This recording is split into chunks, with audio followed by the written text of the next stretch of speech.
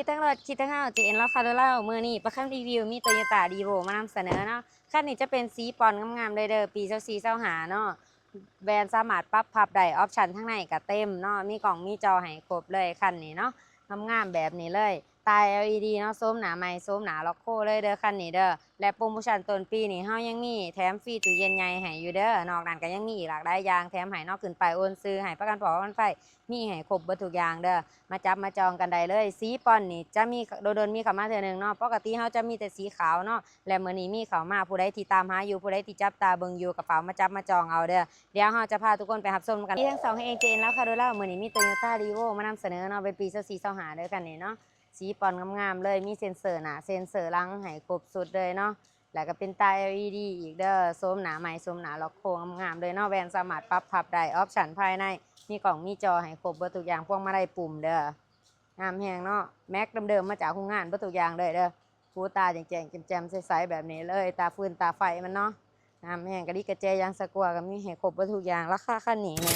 1,380,000 บาทมาโอมาล่มกันได้ใจสดใจผ่อนได้เป็นเดือนเป็นปีได้เนาะผ่อนได้ทุกสกุลเงินเด้อสำหรับลูกค้าท่านใดที่ต้องการเอารถมาแดกมาเปลี่ยนมาเทิร์นกันก็ได้เนาะติดต่อมาที่เบอร์เก่า73ตามโต79หรือ2ทางแผ่นเพจ GN เล่าค่ะรถเล่าใครขับมาเบิ่งทางในนำกันเลยทางในกว้างๆเนาะหุ่มฮอบ่หนังสีดำให้เรียบร้อยมาจากโรงงานเลยเนาะ นี่สาสร้างเลยพวงมาลัยมัลติฟังก์ชันอีกเนาะทั้งขอบขางมันหุมหอนังไห้เบิดทุกอย่างเลยแบรนด์ปรับพับได้สะดวกสบายเนาะแบบนี้เลยไปเบิ่งเบื้องข้างหลังของผู้โดยสารของเบื้องคนนั่งเนาะของกว้างสามารถนั่งได้หลายคนเลยหุมหอบ่หนังสีดำเส้นเดียวกันเนาะกว้างแห้งขอบขางประตอกประตูกับแบบนี้เลยหุมหอหนังมีลำโพงให้ทั้ง4ด้านเสียงดังฟังทุก พวกมันเป็นพวกมาลัยมัลติฟังก์ชันเนาะมีหน้าปอกหน้าปัดให้แจ่งๆแจ่มๆงามๆแบบนี้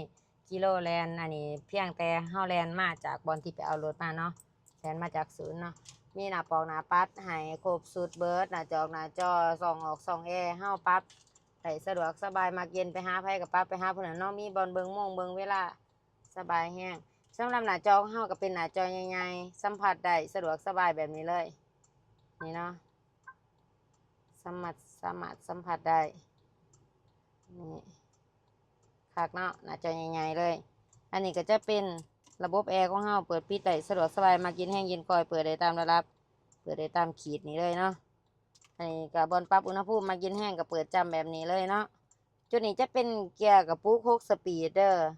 มีอีโคโหมดพาวเวอร์โหมดเนาะประหยัดน้ำมันเพิ่มความไวได้ดีมีกล่องถอยขึ้นมาหน้าจอน้ำผอมเวลาเขาเกียร์ถอยแจ้งแบบนี้เลยกล่องมาจากตัวรถมาจากโรงงานเบื้องหลังกระบะนำกันเลยเนาะจะมีเซ็นเซอร์ให้ทั้งหลังอีกเด้อนี่ทั้ง4 ตัวเนาะปลอดภัยหายห่วงเวลาเขาขับรถถอยหลังตาฟืนตาไฟแจ่งๆแจ่มๆมันนี่จะเป็นกล่องถอยตอนเขาเกียร์ถอยเมื่อกี้นี่คนเครื่องคนคล้องได้สะดวกสบายเลยแม็กไรนอกแม็กไรเนื้อเดิมๆมาจากโรงงานทุกอย่างเลยเด้อหัวหนอกของเฮาอยู่ครบทุกจุดทุกเม็ดเนาะทั้ง2ข้างเลยข้างนี้ก็เส้นเดียวกันรถเดิมแท้100%มาเบิ่งมาเช็คเอาเลยกระดิกกระเจยางสกัวเฮามีให้ครบทุกอย่างมาเบิ่งของเจ้าของเครื่องฟังเสียงจักเสียงเครื่องนำกันเลยจักดีไอเย็นส่งแรงแหนจักบ่ซึมบ่เป็นไอบ่เป็นควันเนาะนี่จบงามทุกอย่างเลยเด้อบ่ซึมบ่เป็นไอเป็นควันอีกหม้อฟืนหม้อไฟใหม่ๆแจ่มทุกอย่างตัว R ตัว L อยู่ครบเด้อมีตัว L นี่เนาะมีตัว R ก็อยู่ครบเลยหัวหนอกเฮาฟ้ากระโปรงเดิมๆนี่โลโก้โตโยต้าอยู่ครบทุกอย่างมาเบิ่งมาเช็คเอาเลยเนาะไปบ่ผิดหวังแน่นอน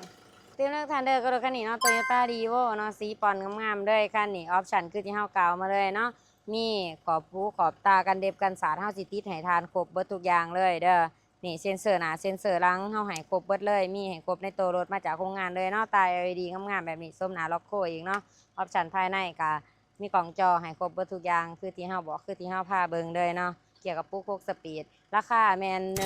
1,380,000 บาทมาโอมาร่วมกันได้ใจสดใจผ่อนได้เป็นเดือนเป็นปีได้ผ่อนได้ทุกสกุลเงินเด้อลูกค้าท่านใดที่สนใจหรือต้องการเอารถมาแลกมาเปลี่ยนมาเทิร์นกันก็ติดต่อโทรมาได้ที่เบอร์เก่า73 โต